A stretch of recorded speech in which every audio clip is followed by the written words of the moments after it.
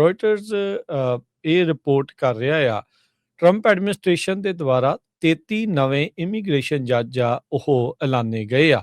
ਕਹਿੰਦੇ ਵੀ ਇਹਨਾਂ ਵਿੱਚੋਂ ਅੱਧੇ ਤਕਰੀਬਨ ਮਿਲਟਰੀ ਬੈਕਗਰਾਊਂਡ ਦੇ ਨਾਲ ਸੰਬੰਧਿਤ ਹੈਗੇ ਨੇ। ਡਿਪਾਰਟਮੈਂਟ ਆਫ ਜਿਹੜੇ ਡਿਫੈਂਸ ਆ ਉਹਨਾਂ ਨੇ ਕਿਹਾ ਸੀਗਾ ਵੀ ਅਸੀਂ ਜਿਹੜੇ ਮਿਲਟਰੀ ਦੇ ਵਕੀਲ ਨੇ, ਪ੍ਰੋਸੀਕਿਊਟਰਸ ਸੀਗੇ, ਉਹਨਾਂ ਨੂੰ ਹੀ ਇਮੀਗ੍ਰੇਸ਼ਨ ਦੇ ਜਿਹੜੇ ਜੱਜ ਬਣਾ ਕੇ ਲਾਵਾਂਗੇ। ਸੋ ਜਸਟਿਸ ਡਿਪਾਰਟਮੈਂਟ ਨੇ ਬੀਤੇ ਵੀਕਐਂਡ ਦੇ ਉੱਤੇ 33 ਨਵੇਂ ਇਮੀਗ੍ਰੇਸ਼ਨ ਜੱਜ ਲਾਏ ਆ, ਜਿਨ੍ਹਾਂ ਦੇ ਵਿੱਚੋਂ 27 ਟੈਂਪਰੇਰੀ ਨੇ। 100 ਤੋਂ ਵੱਧ ਆਲਰੇਡੀ ਇਹਨਾਂ ਨੇ ਅਕ੍ਰੋਸ ਅਮਰੀਕਾ ਜਿਹੜੇ ਇਮੀਗ੍ਰੇਸ਼ਨ ਜੱਜ ਆ ਉਹਨਾਂ ਨੂੰ ਫਾਇਰ ਕਰ ਦਿੱਤਾ ਸੀ। ਕਈ ਜਿਹੜੇ ਆ ਉਹ ਆਪਣੇ ਆਪ ਹੀ ਅਸਤੀਫਾ ਦੇ ਕੇ ਚਲੇ ਗਏ ਸੀਗੇ। ਤੇ ਕਹਿੰਦੇ ਵੀ ਇਹ ਜਿਹੜੇ ਨਵੇਂ ਰਿਕਰੂਟਸ ਆ ਉਹਨਾਂ ਨੂੰ ਡੈਪੂਟੇਸ਼ਨ ਜੱਜ ਦੇ ਤੌਰ ਦੇ ਉੱਤੇ ਆਲਰੇਡੀ ਕਹਿਣਾ ਸ਼ੁਰੂ ਕਰ ਦਿੱਤਾ ਗਿਆ ਆ।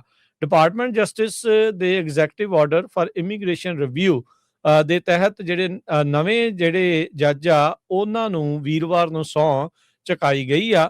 36 ਜਿਹੜੇ ਇਮੀਗ੍ਰੇਸ਼ਨ ਜੱਜ ਆ ਇਹ ਅਕਤੂਬਰ ਦੇ ਵਿੱਚ ਵੀ ਆਏ ਸੀ, 25 ਟੈਂਪਰੇਰੀ ਸੀਗੇ। ਤੇ ਕਹਿੰਦੇ ਵੀ ਕਈ ਵਰਕਫੋਰਸ ਕੱਟਸ ਤੋਂ ਬਾਅਦ 'ਚ ਇਹਨਾਂ ਨੂੰ ਹੁਣ ਨਵਿਆਂ ਨੂੰ ਸਹੁੰ ਜਿਹੜੀ ਚੁਕਾਈ ਜਾ ਰਹੀ ਆ।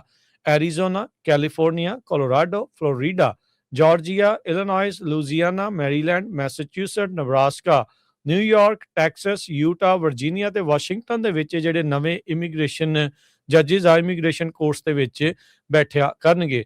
ਜਸਟਿਸ ਡਿਪਾਰਟਮੈਂਟ ਨੇ ਕਿਹਾ ਵੀ ਜਿਹੜੀ ਬਾਈਡਨ ਐਡਮਿਨਿਸਟ੍ਰੇਸ਼ਨ ਦੀਆਂ ਹਾਇਰਿੰਗ ਪ੍ਰੈਕਟਿਸਿਸ ਸੀਗੀਆਂ ਉਹ ਬਹੁਤ ਮਾੜੀਆਂ ਸੀਗੀਆਂ।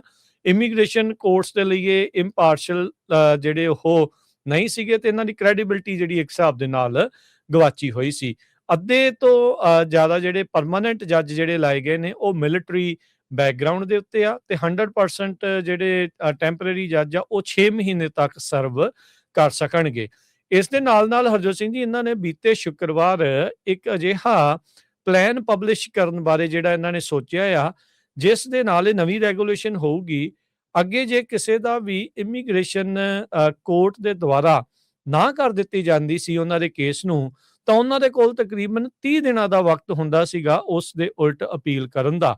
ਸੋ ਉਹ ਇਸ ਟਾਈਮ ਨੂੰ ਕੱਟ ਸ਼ਾਰਟ ਕਰਨਾ ਚਾਹ ਰਹੇ ਆ। ਇਸ ਨਵੇਂ ਰੈਗੂਲੇਸ਼ਨ ਦੇ ਤਹਿਤ ਜੱਜ ਦੇ ਡਿਸੀਜਨ ਤੋਂ ਬਾਅਦ 'ਚ ਅਪੀਲ ਕਰਨ ਦਾ ਵਕਤ ਮਹਿਜ 10 ਦਿਨ ਦਾ ਜਿਹੜਾ ਉਹ ਕਰ ਦਿੱਤਾ ਜਿਹੜਾ ਹੋ ਜਾਵੇਗਾ। ਕਹਿੰਦੇ ਵੀ ਇਹਦੇ ਨਾਲ ਜਿਹੜੀ ਬੋਰਡ ਆ ਉਹਨੂੰ ਅਪੀਲਸ ਨੂੰ ਡਿਸਮਿਸ ਕਰਨ ਦਾ ਜ਼ਿਆਦਾ ਚਾਂਸ ਹੋ ਜਾਵੇਗਾ। ਸੋ ਜਿਹੜੇ ਲੋਕ ਆਲਰੇਡੀ ਅਸਾਈਲਮ ਦੀ ਦਰਕਾਰ ਦੇ ਵਿੱਚ ਨੇ, ਜੇ ਉਹਨਾਂ ਨੂੰ ਅਦਾਲਤ ਨਾ ਕਰ ਦਿੰਦੀ ਹੈ ਤੇ ਉਹਨਾਂ ਦੇ ਕੋਲ ਪ੍ਰੋਸੈਸ ਦੇ ਤਹਿਤ 30 ਦਿਨ ਮਿਲਦੇ ਸੀਗੇ ਦੁਬਾਰਾ ਉਸ ਦੇ ਉਲਟ ਬੋਰਡ ਆਫ ਅਪੀਲਸ ਦੇ ਵਿੱਚ ਅਪੀਲ ਦਰਜ ਕਰਨ ਦੇ ਲਈ, ਤੇ ਉਹ ਹੁਣ 30 ਦਿਨ ਨੂੰ ਘਟਾ ਕੇ 10 ਦਿਨ ਦਾ ਜਿਹੜਾ ਇਹ ਕਰਨਾ ਜਿਹੜਾ ਉਹ ਚਾਹ ਰਹੇ ਨੇ। ਸੋ ਤਾਂ ਜੋ ਵੱਧ ਤੋਂ ਵੱਧ ਲੋਕਾਂ ਨੂੰ ਇਹਨਾਂ ਦੇ ਵਿੱਚ ਨਾ ਕੀਤੀ ਜਾ ਸਕੇ ਤੇ ਲੋਕਾਂ ਨੂੰ ਡਿਪੋਰਟ ਕੀਤਾ ਜਾਵੇ।